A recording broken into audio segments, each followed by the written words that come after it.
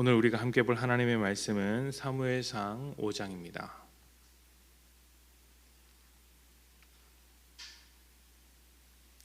사무엘상 5장 1절부터 5절까지의 말씀입니다. 사무엘상 5장 1절부터 5절까지의 말씀 제가 봉독합니다. 블레셋 사람들이 하나님의 괴를 빼앗아 가지고 에베네셀에서부터 아스돗에 이르느니라. 블레셋 사람들이 하나님의 괴를 가지고 다곤의 신전에 들어가서 다곤 곁에 두었더니 아스돗 사람들이 이튿날 일찍이 일어나 본즉 다곤이 여호와의 괴 앞에서 엎드려져 그 얼굴이 땅에 닿았는지라. 그들이 다곤을 일으켜 다시 그 자리에 세웠더니 그 이튿날 아침에 그들이 일찍이 일어나 본즉 다곤이 여호와의 궤 앞에서 또다시 엎드려져 얼굴이 땅에 닿았고 그 머리와 두 손목은 끊어져 문지방에 있고 다곤의 몸뚱이만 남았더라. 그러므로 다곤의 제사장들이나 다곤의 신전에 들어가는 자는 오늘까지 아스돗에 있는 다곤의 문지방을 밟지 아니하더라. 아멘. 블레셋과 이스라엘은 역사적으로 굉장히 자주 충돌한 나라입니다. 지역적으로 밀접하게 붙어 있었기 때문에 시대마다 다투었던 것으로 기억을 합니다. 삼손도 블레셋과 싸웠고 사울도 블레셋과 싸웠습니다. 다윗도 블레셋과 싸우는데 그때 나왔던 유명한 장군의 이름이 골리앗이었습니다. 사무엘도 블레셋과 전쟁 중에 있습니다. 정확하게는 엘리 제사장이 아직 제사장의 자리에 있을 때 전투가 벌어졌습니다. 두 번의 전쟁이 있었는데 1차 전쟁에서 이스라엘이 패배했습니다.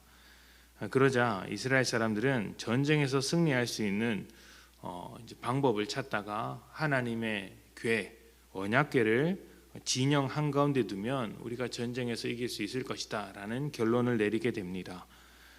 그런데 언약궤를 그들 가운데 가져왔음에도 불구하고 결과적으로 심각한 패배를 당하게 됩니다. 이것은 언약궤가 없었던 1차 전쟁과 비교해서 대단히 큰 패배였고 결국 그 언약궤를 블레셋 사람들에게 빼앗기는 결과까지 낳게 됩니다.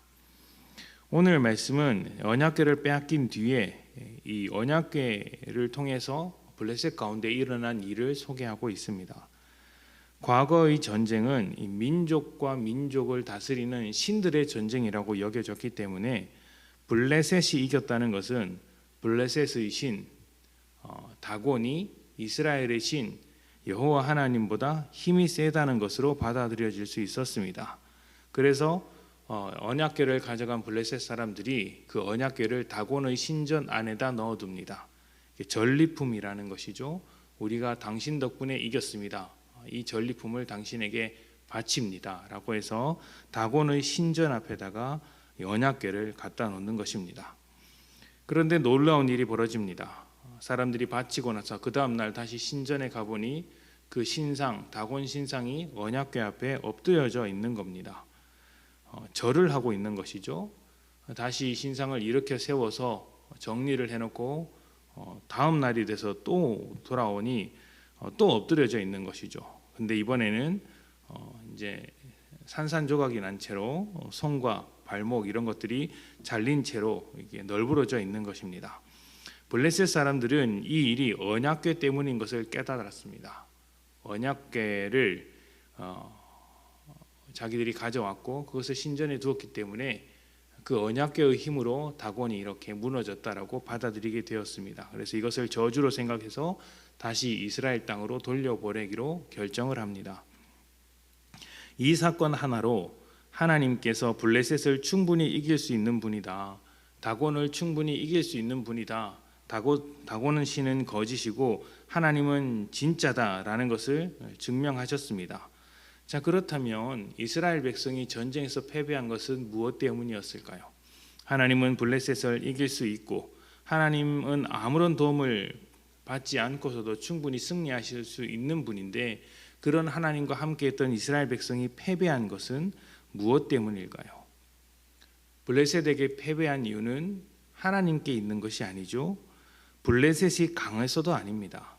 원인은 이스라엘 때문입니다. 이스라엘의 어떤 면 때문에 하나님께서 패배를 허락한 것이죠.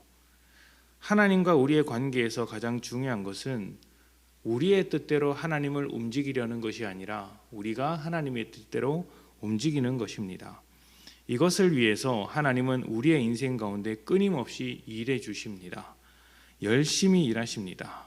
왜냐하면 하나님의 뜻대로 살아가는 인생이 자신의 뜻대로 살아가는 인생보다 훨씬 더 복되기 때문이죠. 우리를 복되게 만드시는 하나님께서 계속해서 일하시는데 그 일하심 중에는 하나님의 이름에 먹칠을 당하는 수모를 견디는 일도 있습니다. 우리가 우리의 뜻을 강하게 주장할 때 그 뜻을 꺾기 위해서 때로는 고난이라는 것도 사용을 하시는데, 고난 중에 있는 삶이 대부분 좀 초라하고 힘이 없어 보이고 영광스럽지 못한 경우가 많지 않습니까? 그런 모습을 보고 세상이 하나님은 뭐 하길래, 너희가 믿는 하나님은 도대체 뭘 하길래 너 인생이 그 꼴이냐라고 조롱하는 것이죠. 하나님은 그런 조롱을 참으시면서 침묵하시면서 우리에게 일을 해 주시는 것입니다. 지금 이스라엘의 전쟁도 그렇습니다. 마치 하나님이 우상인 것처럼 자기들이 원하는 일에 하나님께 묻지 않고 마음대로 언약궤를 가져다가 썼습니다.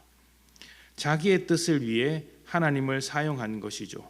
하나님의 입장에서는 전쟁에서 승리하는 것보다 이스라엘 백성이 하나님과 어떤 관계를 맺고 있느냐가 더 중요한 일이기 때문에 하나님은 이스라엘을 고쳐내시기 위해서 전쟁에서 패배하도록 하십니다. 패배를 허락하시는 것이죠. 만약 승리하게 하셨다면 하나님을 마음대로 사용하는 일들이 옳은 것이라고 생각해서 앞으로도 그 다음으로도 계속해서 그런 일을 반복할 것이기 때문입니다. 그래서 전쟁에서 패배를 허락하시는 것이죠. 하나님이 블레셋보다 약하다, 다곤보다 약하다라는 그 오명을 뒤집어 쓰시면서도 그런 패배를 허락하시는 것입니다. 하나님께서 이스라엘을 교육하기 위해서 그런 길을 걸어가시는 것이죠. 우리 하나님은 우리의 모든 고난을 해결하실 수 있는 분입니다. 그럼에도 고난과 어려움을 허락하시는 이유는 그 가운데 분명한 뜻이 있기 때문이죠. 우리가 입버릇처럼 고백하기를 고난에는 뜻이 있다, 고난에는 뜻이 있다라고 말하죠. 실제로 그렇습니다.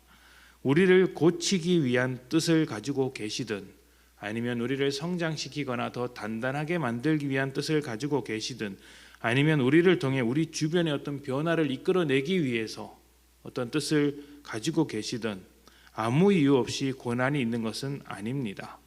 하나님께서 그 뜻을 이루기 위해서 때때로 우리의 원망을 들으시면서도 꾸준히 일을 해내시는 것이죠. 하나님께서 우리에게 원망을 들으실 일이 무엇이 있겠습니까? 그럼에도 그 원망을 참으시면서 계속해서 일을 해나가시는 것이죠. 그 모든 것이 하나님께서 무능한 것이 아니라 결국 우리들이 가지고 있는 죄 때문이고 그 죄를 벗어나게 하시려는 하나님의 사랑이라는 것을 기억하시며 고난 중에서도 하나님의 뜻을 묻는 여러분들이 되셨으면 좋겠습니다. 하나님의 선하신 뜻 아래서 먼저 순종하며 믿음의 삶을 살아가시는 복된 성도님들이 되시기를 축복합니다. 함께 기도합니다.